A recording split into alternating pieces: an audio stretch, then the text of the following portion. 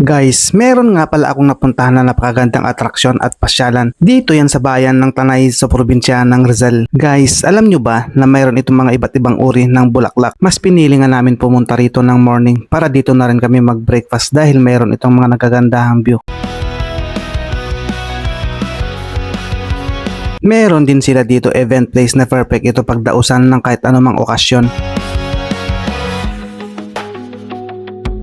Welcome to Gayas na matatagpuan sa Barangay Aldea, Tanay, Rizal.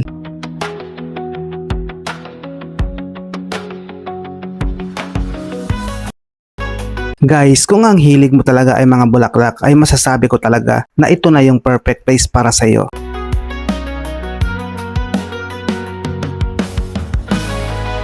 View pa lang ng mga nagagandahang bulaklak ay panalo na, 'di ba?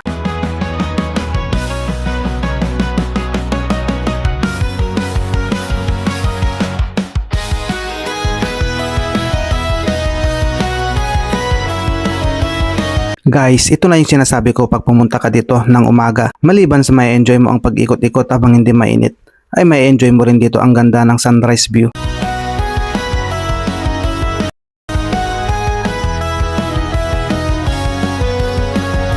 Ang place na ito ay hindi lang basta garden, restaurant, or event place. Ang place na ito ay marami kang matututunan. Kaya naman nag-request kami ng tour guide para may paliwanag sa amin kung gaano talaga kahalaga. Buhay, welcome po sa Gayas, dito po sa Sitio San Pedro, Tanay, Rizal. Ako po pala si Ibon ang magiging tour guide niyo po.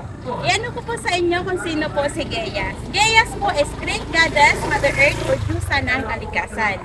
Ang buong farm po, meron na pong nakatanim na 500 mahigit ng mga iba't ibang buhay na puno't halaman upang proteksyonan at i-preserve ang ating mga susunod na henerasyon. Dinedevelop po ang Gayas bilang isang flowering park na pinipicture po ang mga bulaklaking puno na native po sa atin. Arboretum po or museum ng mga iba't ibang buhay na puno't halaman na native po sa atin or sariling atin.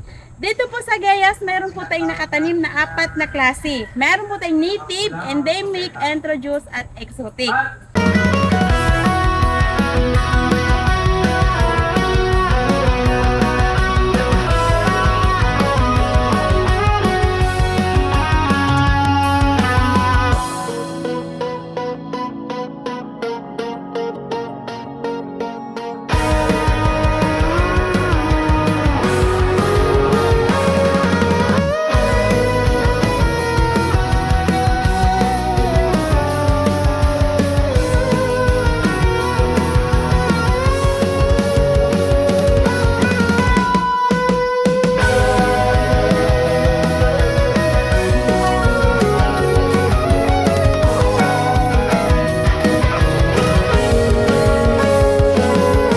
Kaya naman, kung meron kayong mga nalalapit na okasyon, ay pwede nyo na silang i-contact.